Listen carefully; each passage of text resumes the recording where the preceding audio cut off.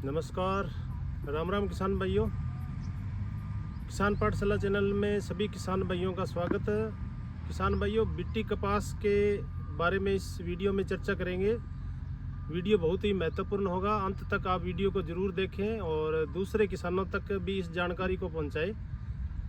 BT कपास में किसान भाइयों इस समय बात करें तो वर्षा काल का समय चल रहा है। ज़रूरत से भी ज़्यादा बारिश हो रही है। बारिश के ऐसे मौसम में जो हमारी ज़मीन में पोषक तत्व होते हैं, उपयोगी होते हैं, वो लगभग 9 इंच तक होते हैं। 9 इंच तक जब बारिश जगह लगातार होती रहती है तो पोषक तत्व है लीच डाउन हो जाते हैं और पौधे में पोषक तत्वों की कमी हो जाती है। बीटी कपास की बात करें तो इस बीटी कपास में इस समय 2 समस्याएं हो सकती है। जैसे ही वर्षा काल का समय ड्रॉप होगा, वर्षा काल बंद होने के बाद में जैसे ही धूप खिलेगी तो पेराविल्ट की समस्या आ सकती है। पोषक तत्व कमी होने के कारण, क्योंकि नरमा है उसमें बॉल फॉर्मेशन भी हो रहा है, ऊपर फूल भी लग रहे हैं। जैसे ही इनका टिंडे का दबाव बढ़ेगा और टेम्परेचर अप होगा तो पेराविल्ट की समस्या है जो बीटी कपास में आ सकती है। दूसरी जो समस्या है वो टिंडे गलने की।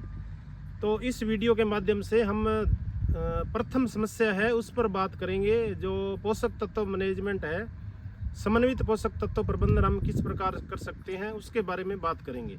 पोषक तत्वों की यदि किसान भाइयों बात करें तो इस फसल के अंदर जब टिंडे बन रहे हैं तो हमें 13-045 है उसके 2 फोलियर स्प्रे करने चाहिए। एग्रीकल्चर यूनिवर्सिटियाँ हैं वो इसको रिकमेंड करती है। 10 ग्राम है वो 1 लीटर पानी में। यदि 100 लीटर पानी अपने प्रयोग कर रहे हैं तो हमें 1 किलोग्राम 13-045 का प्रयोग करना है।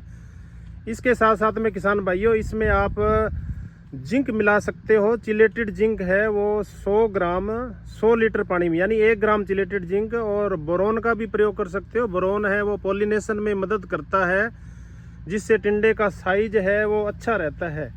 यानी पोलन ट्यूब है, पराग नली, उसकी लंबाई को बढ़ा देता है, साथ में पॉलिनेशन में मदद करता है, तो टिंडे हमारे स्वस्थ होंगे। और जैसा कि हम बात कर रहे थे, पेराविल्ट है एक गंभीर समस्या है। यदि हम जैविक खादों का प्रयोग फसल के अंदर नहीं करते हैं, कार्बनिक खादों का, गोबर की खाद है, कंपोस्ट खाद है, हरी खाद है, माइकोराइजा है, एजेक्टोबैक्टर है, इन चीज़ों का यदि प्रयोग नहीं करते हैं तो फसल में पेराविल्ट की समस्या आ सकती है। तो इस समय आप न्यूट्रिएंट मैनेजमेंट अच्छा रखें। और ये बारिश वाला मौसम जैसे ही बंद होता है तो आप नक्के के माध्यम से उसमें यूरिया का प्रयोग कर सकते हैं। यदि आपकी फसल बड़ी है तो आप 15 किलोग्राम प्रति बीघा यूरिया और सल्फर ले सकते हैं 80% 2 किलोग्राम। यदि किसान भाइयों आपको बाजार से लिक्विड सल्फर है जो उपलब्ध हो जाता है तो लिक्विड सल्फर भी आप 2 लीटर है 15 किलो यूरिया में मिला करके, जिससे यूरिया अच्छी तरीके से कोटेड हो जाए, उसके बाद में आप नक्के में चला सकते हो। यदि आपका नरमा है वो विरला ज़्यादा है तो इसी समय है आप 10 से 15 किलो यूरिया जरूर छांटें फसल के अंदर, जिससे है पेराविल्ट से बचा जा सके। आने वाला समय है उसमें नरमे में साट मारने की समस्या है, वो हमें कई किसान भाई फ़ोन के माध्यम से बता रहे हैं कि नरमा है जो कई जगह है साट मारना स्टार्ट हो गया। शुरुआत के अंदर जब किसान भाइयों हमें थोड़ी सी जगह, यानी 4 पाई जितनी जगह आपको फसल के अंदर पत्ते लाल हो रहे हैं तो पूरे खेत के अंदर ऐसी समस्या आ सकती है। क्योंकि जो बीटी कपास की फसल है उसमें सेलो रूट सिस्टम होता है, यानी फाइबर रूट होता है इसमें, और पोषक तत्व ये ज़्यादा नीचे से नहीं ले सकता, ऊपर पर फल का भी दबाव होता है। तो आप न्यूट्रिएंट मैनेजमेंट अच्छा रखें। इसके साथ साथ में ICR के जो हमारे वैज्ञानिक है, फसल की अच्छी ग्रोथ के लिए पेराविल्ट से यदि कपास को बचाना है तो आप सीवीड का प्रयोग जरूर करें। बाजार में आप देखोगे तो बायोजाइम है, बायोविटा इस नाम से मिलती है। जो भी आपको अच्छी कंपनी लगे उसका आप ले सकते हो। 250 ml जो सीवीड है, समुद्री घास का एक्सट्रैक्ट है, वो आप 100 लीटर पानी में 250 ml, यानी 1 लीटर है वो 4 बीघों में प्रयोग कर सकते हो।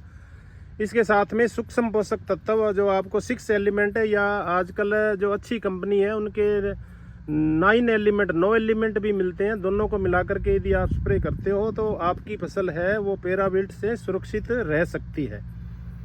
सल्फर यूरिया के साथ प्रयोग करने से क्या होता है किसान भाइयों, जैसे ही धूप बढ़ती है तो जो पानी है वो भाप बन के वातावरण में उड़ जाता है। जितने भी सॉल्ट है ज़मीन के अंदर वो ऊपरी सतह पर आ जाते हैं। ऊपरी सतह पर आकर के जो हमारे रूट जोन है वहाँ पर आकर के सोडियम इकट्ठा हो जाता है, जिसके कारण पौधे को पोषक तत्व उचित मात्रा में नहीं मिल पाते हैं और नरमा अचानक से शॉट मारने लग जाता है।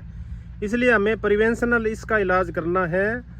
यूरिया का तो आप 15 से 17 किलोग्राम है प्रति बीघा इस्तेमाल कर सकते हो। यदि नरमा ज़्यादा क्रॉप कैनोपी बड़ी है तो आप नक्के में इसको चलाइए सल्फर के साथ में। कोई जुगाड़ तैयार कर सकते हो आप, छोटा ड्रम और उसमें 20 लगा करके जैसे ही धूप खिलेगी नरमा पानी मांगेगा उस टाइम आप दे दें। इस समय आप सुविधा के अनुसार यूरिया ज़रूर छांटें। और घर पर भी आप कुछ जो है अपने फर्टिलाइज़र प्रयोग कर सकते हो। डीएपी है आप ले सकते हो 2 किलोग्राम रात को आप मटके में भिगो दें या प्लास्टिक के ड्रम में भिगो दें। 2 किलो डीएपी प्रति बीघा के हिसाब से उसको सुबह छांट लें। और नरमे जो हमारा बिट्टी कपास है उसकी क्रॉप कैनोपी के अनुसार आप 2 से लेकर के 3 किलोग्राम यूरिया भी उसमें मिला सकते हो। यदि ये दोनों मिला करके आप स्प्रे करते हो तो टिंडा भी आपका फास्ट बढ़ेगा।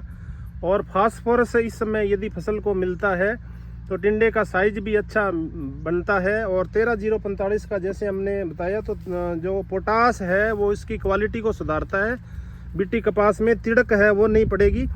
साथ में यदि कैल्शियम और पोटास किसी फसल के अंदर उचित मात्रा में होते हैं तो हार्मोन निर्माण में भी मदद करते हैं। जिस प्रकार हम फर्टिलाइज़र पोषक तत्व प्रबंधन में मुख्य योगदान करती है, उसी प्रकार में पोटास और कैल्शियम है वो हार्मोन निर्माण में एडिनिन और गुआनिन हार्मोन निर्माण करते हैं। तो हमारा जो कपास है वो रिप्रोडक्टिव फेज में जाती है, उसकी वृद्धि है वो ज़्यादा नहीं होती है। तो ये जो एक चेतावनी स्वरूप हमारा वीडियो था किसान भाइयों, आप पैराबिल्ट को ज़रूर समझे।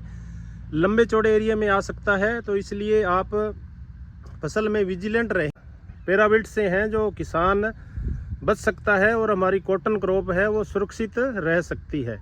तो ये किसान भाइयों पैराबिल्ट के बारे में एक वीडियो था। वीडियो आपको कैसा लगा ज़्यादा से ज़्यादा लाइक करें, शेयर करें, दूसरे किसानों तक पहुंचाएं ताकि किसान है मास मीडिया का उपयोग कर सके और हमारी बिट्टी जो फसल है वो सुरक्षित रहे और किसान के यहाँ पर अच्छा उत्पादन हो।